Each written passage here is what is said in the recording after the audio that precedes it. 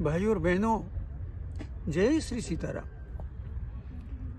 भगवान श्री राम की यात्राओं के संबंध में अनेक प्रकार के विचार लोगों के हैं। यद्यपि एक मत लोग नहीं है, फिर भी अधिकांश मत जो हमारे सामने आया और जो श्रीमद् वाल्मीकि रामायण के आधार पर लिया गया, मेरा शोध भी वही कहता है। भगवान श्री राम ने अपने जीवन काल में 4 प्रकार की यात्राएं की हैं। पहली यात्रा अयोध्या जी से गुरु वशिष्ठ की आज्ञा से उन्होंने लगभग अखंड भारत की यात्रा की थी।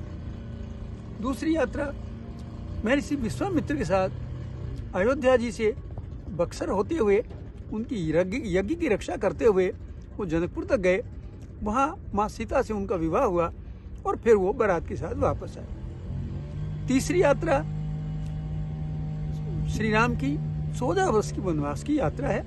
अधिकांश लोग हम में से उसको जानते हैं। और चौथी यात्रा राजा राम की तीर्थ यात्राएं हैं। अनेक पुराणों में और अनेक ग्रंथों में भगवान राम की इन यात्राओं का वर्णन मिलता है। अभी तक हम दूसरी और तीसरी अर्थात जनकपुर और 14 वर्ष के वनवास की यात्रा का शोध कर पाए हैं। पहली यात्रा अयोध्या से जनकपुर तक की 43 स्थल मिले हैं। इसमें भगवान श्री राम सरयू जी के किनारे किनारे चलते हैं। वहाँ उनको ऋषि विश्वामित्र बला अति बला की शिक्षा देते हैं। मार्ग में वो ताड़का को मारते हैं और यज्ञ की रक्षा करते हुए मारीच को दूर फेंक देते हैं और सुबाहु का वो वध कर देते हैं। मार्ग में माँ अहिल्या का वो उद्धार करते हैं और फिर जनकपुर आते हैं। जनकपुर में उनका एक तरह से परीक्षा होती है। वो धनुर्भंग करते हैं और यही सीता जी से विवाह की शर्त थी, वो उन्होंने पूर्ण की। राजाओं के समक्ष वो एक सिद्ध हो गए कि उन जैसा वीर को दुनिया में नहीं है। उसके बाद बारात के साथ वो वापस आए। 3 दिन में बारात पहुंची जनकपुर से अयोध्या जी तक। ये पहली उनकी यात्रा रही। मैं कह सकता हूँ दूसरी रही। पहली यात्रा उनकी ऋषि वशिष्ठ की आज्ञा से हुई थी।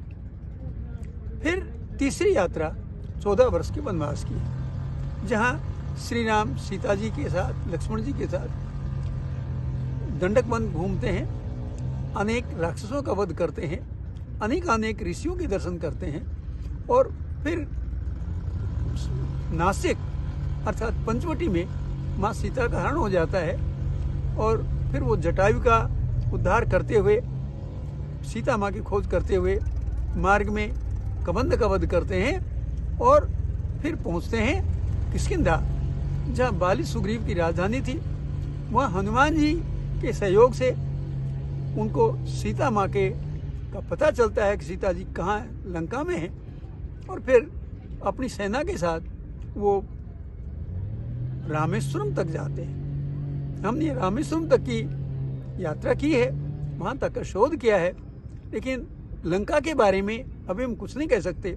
वर्तमान में जो लोग श्रीलंका को लंका कहते हैं, मैं उससे सहमत नहीं हूँ, क्योंकि वाल्मीकि रामायण और अनेक ग्रंथों में श्रीलंका को सिंगल द्वीप कहा गया है और लंका रावण की लंका ये नहीं होनी चाहिए। चौथी यात्रा भगवान राम की राजा के रूप में हुई।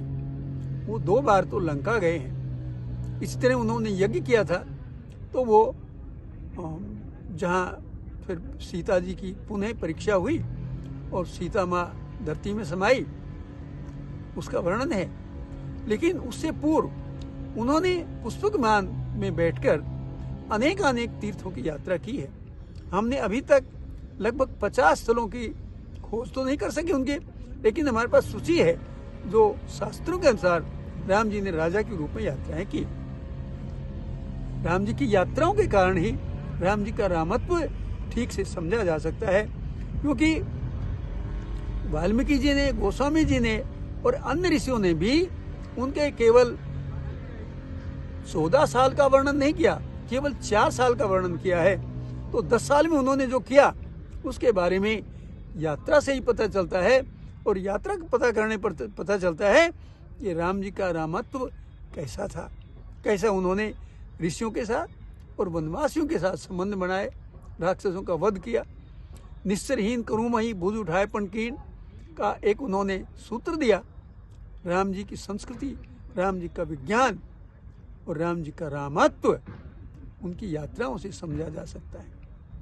आशा है आप लोग जब भी समय मिलेगा उस यात्रा का आनंद लेंगे, और यदि किसी को भ्रम हो यात्रा की दृष्टि से तो हम उनका सहयोग कर सकते हैं। जय जय सीता।